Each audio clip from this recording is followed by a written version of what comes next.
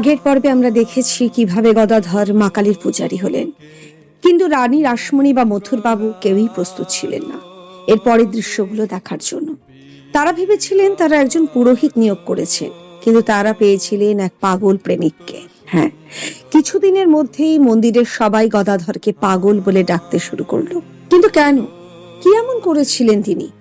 সাধারণ পূজারীরা মন্দিরে ঢুকে ঘন্টা বাজান, মন্ত্র পড়েন, আরতি করেন, তারপরে মন্দিরে দরজা বন্ধ করে দেন। গদাধর এসবের ধারই ধারতেন না। পুজোয় বসে তিনি ভুলেই যেতেন মন্ত্র। তিনি পাথরের মূর্তির সামনে বসে শিশুর মতো অঝরে কাঁদতেন আর চিৎকার করে বলতেন, মা তুই কি সত্যি আছিস? থাকলে দেখা দিচ্ছিস না কেন? রানী রাসমণিকে তো তুই স্বপ্নে দেখা দিলি, আর আমি দিনরাত ডেকেও তোকে পাবো না। কখনো তিনি আরতির থালা ফেলে দিয়ে মূর্তির চিবুক ধরে আদর করতে যেতেন, বলতেন, মা আজ এত সুন্দর করে সেজেছিস। ভোগ নিবেদন করার সময় ঘটতো আসল নাটক। তিনি ভোগ সাজিয়ে বসেই থাকতেন ঘন্টার পর ঘন্টা, চিৎকার করতেন, মা তুই খা, তুই না খেলে আমি এক ফোঁটা জলও মুখে নেব না। মন্দিরের অন্য পুরোহিতরা ভাবতেন এই ছেলের মাথা খারাপ হয়ে গেছে। দিনের পর দিন কেটে যায়, মাস কেটে যায়, গদাধরের পাগলামি বাড়তেই থাকে।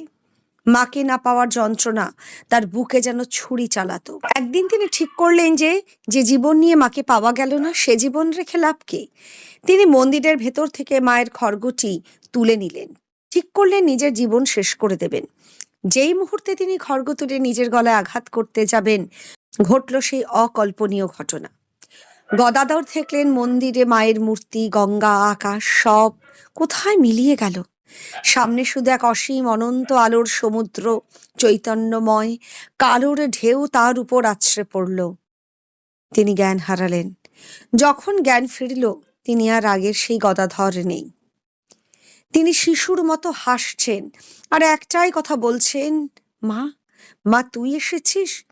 তিনি মায়ের দর্শন পেয়ে গেছেন, কিন্তু লোকের চোখে হয়ে উঠেছেন আরো বড় পাগল। কারণ এখন তিনি মাকে দেখতেন, সবকিছুর মধ্যেই দেখতেন। একদিন ভোগ নিবেদনের সময় একটি বিড়াল এসে ম্যাও করে ডাকলো, আর গদাধর অমনি সমস্ত ভোগ বিড়ালকে খাইয়ে দিল। খবর গেল মথুরবাবুর কাছে, তিনি তো রেগে আগুন। মায়ের ভোগ বিড়ালকে খাইয়েছে। গদাধর সরল মুখে উত্তর দিলেন, কেন?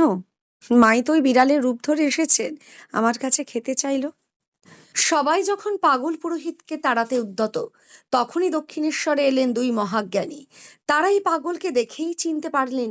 তারা ঘোষণা করলেন, হে পাগল নয়, এই স্বয়ং অবতার। পরের পর্বে গদাধর থেকে শ্রীরামকৃষ্ণ পরমহংস হয়ে ওঠার সেই গল্পটি জানাবো।